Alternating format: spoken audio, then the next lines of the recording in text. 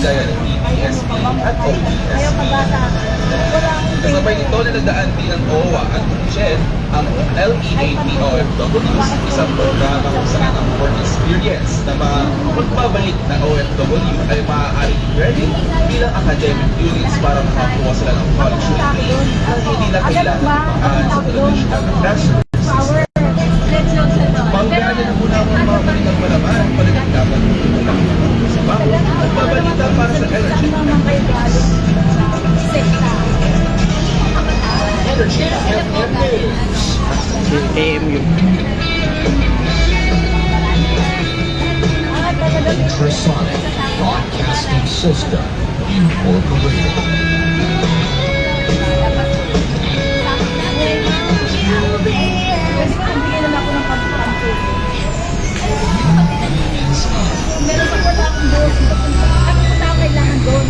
Informing and entertaining Filipinos since 1998.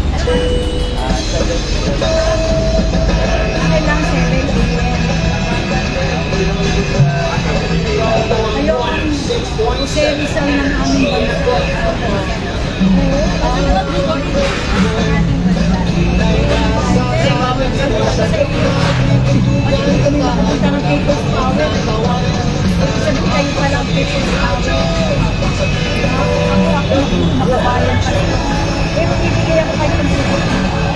Donasyon.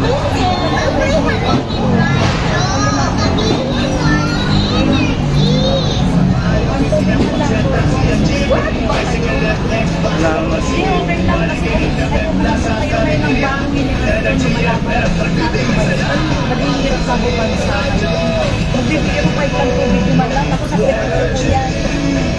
Tag-repenting tubig. Sabi niya mo ka tag-repenting tubig. Salamat po. Yun ang tubig. Tag-repenting tubig.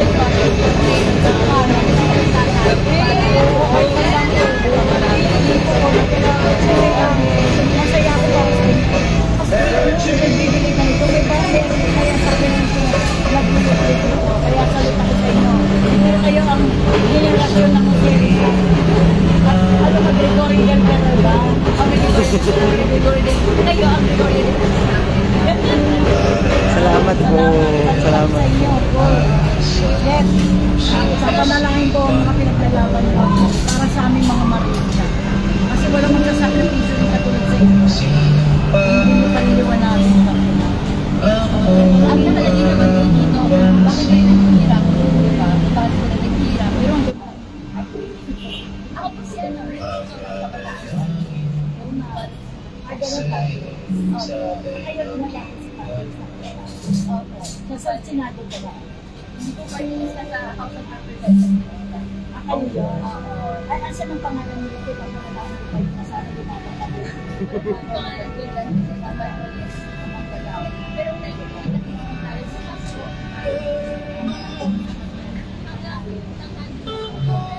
Sasakay lang ako dito. Pero nasa na baba ko? Sa UN. Ano ba ko sa Espanya. Espanya.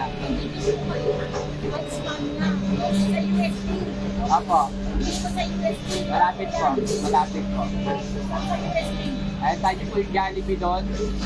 Oo. Diba? Pinoban. USC diba? Pinoban. Ayun. Ano tayo sa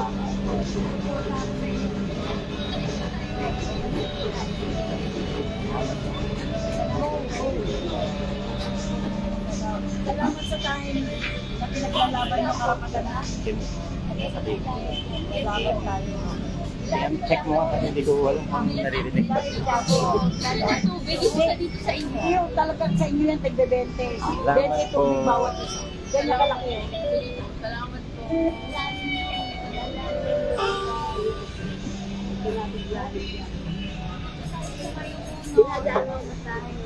Babasahin ko may uno ang ganyan gagawa. Salamat para sa ating mga ano po yan? Ano, magkano isa? 5.25 kada araw.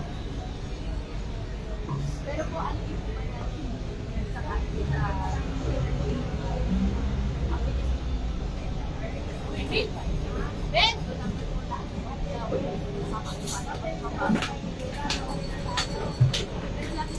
na lang po para sa May Uno bukas. Labor Day na bukas.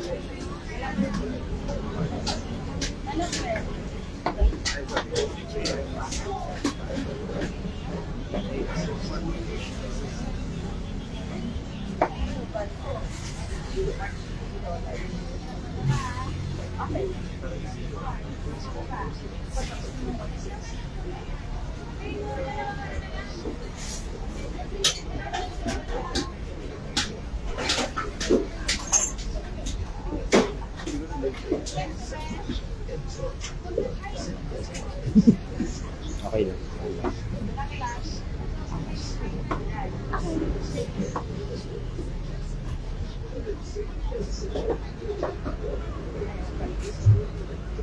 Every day.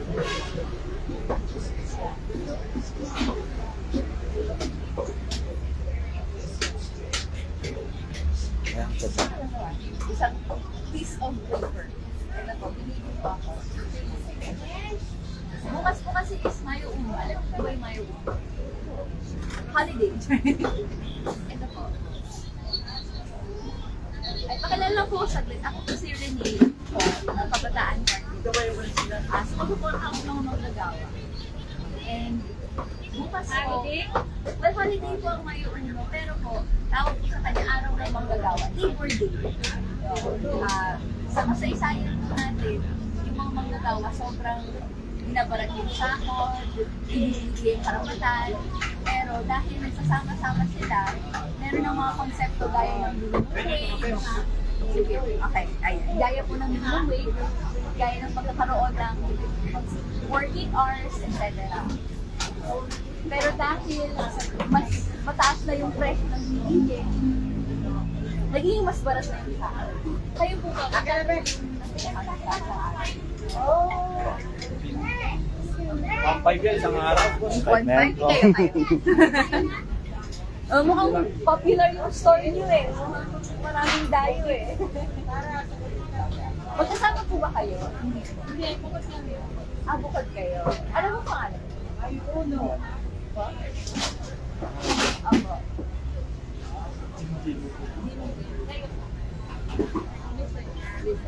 Ako din. Ayun. Nandito din naman kami dahil napansin namin sobrang taas na ng presyo ng bill. Taas mo ba presyo ng bill? Dahil sa pagtaas ng presyo ng bill.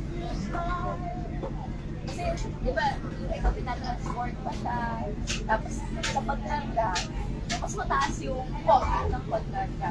Tapos ang worry na namin ay mga maliit na mga lipo. Hirap-hirap ang survive. Pero okay naman yun. Ayaw ko.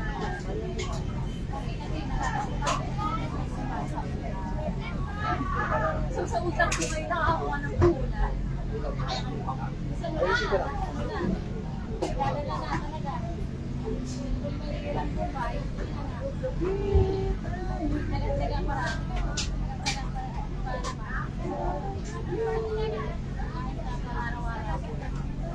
nanawagan ko rin ako yung sakot ng mga magagawa at dahil yung mga magagawa dapat kaya niya makasustento ng pamilya na dito.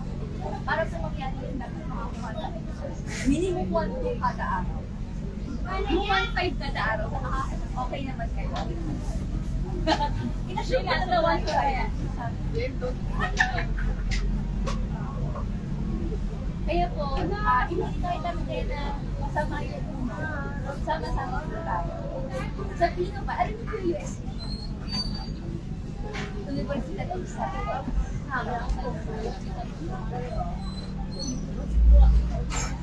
Yes. Espanya po siya. Yes po. Meron po yung programa.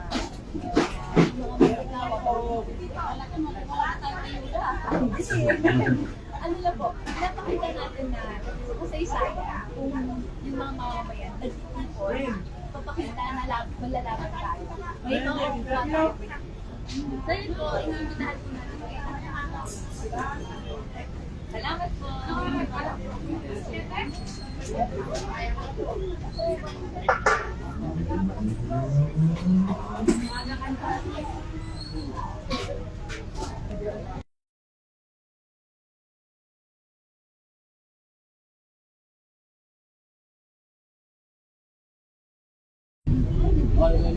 Yes! Ano po benta niyo? Binibenta. Ano po binibenta niyo? Manok. Ito po yung stall. Wala ko kasi. Hobbits po to.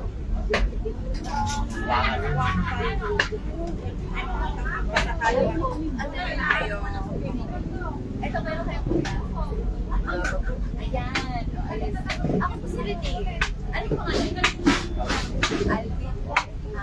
Kayo po. Alvin ko ba yung magsikilang pinipin? Ano po?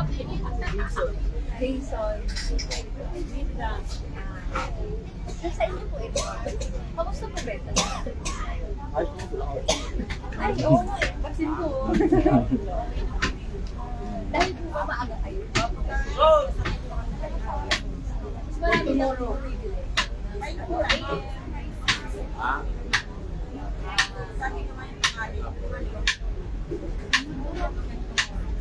Sa taas po yung rent. Benta niyo.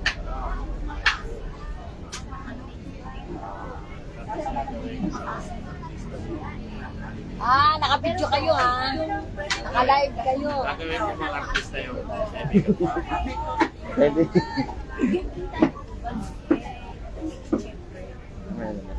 Di barangay chairman, ayan. Si Alvin. Lalo mga yan. Mga kapelista. Sila na nagkakama-kama. Akong dapat. Wawa nga kasi yung tayo, maliliit na ante, or kahit yung mga maliliit, hindi. Ako po, well, hindi po, ako. Hinanap daw. Pero ang nire-represent yung sector, kabataan. Yes. Ayos ka. Ako po si Regina.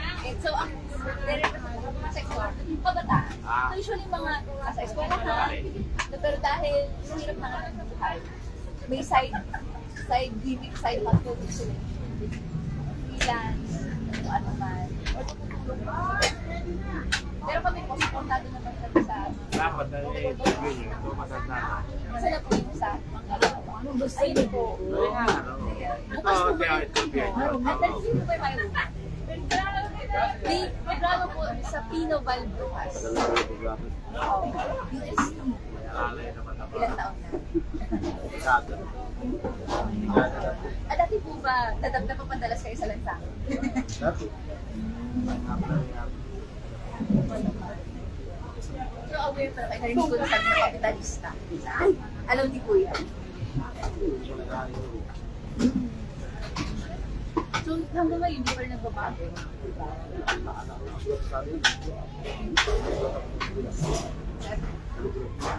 Okay, basta.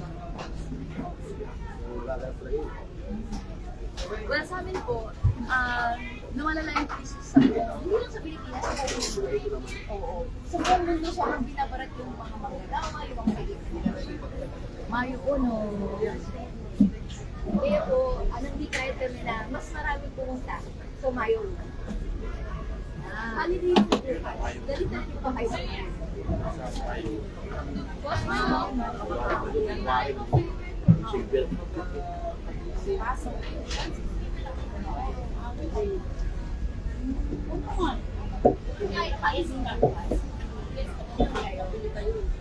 kahit holiday po ba? Marami na mabigyan?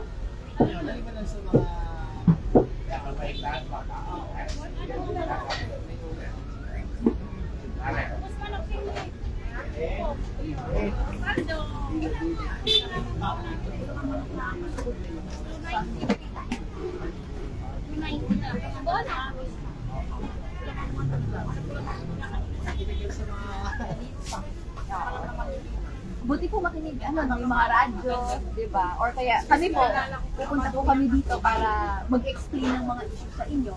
May pagtaas ng presyo ng langis dahil sa gera sa US, na ginagawa niya laban sa Iran. Ngayon may ceasefire, pero hindi pa rin tumigil yung gera. So maaaring magtaas pa rin yung presyo ng langis kahit ngayon nagkaroon ng rollback kahit pa paano. Pero habang ganito lahat, yung panawagan natin para hindi naman tayo hirap na hirap magtaas yung sahod ng manggagawa. 1-2 living wage. Napakalayo ng 695. So yun po, sana ay lahat natin ipanawagan dito ng sama-sama. Baka po, kasama kayo sa Mayo Uno po bukas, Tinoval po ang punta. Ito po, babasahin. Salamat. Nabasahin doon sa bahay. Sana po basahin natin at sana maramdaman nun na dapat umilos tayo. Salamat po. Salamat din po. Thank you. Okay.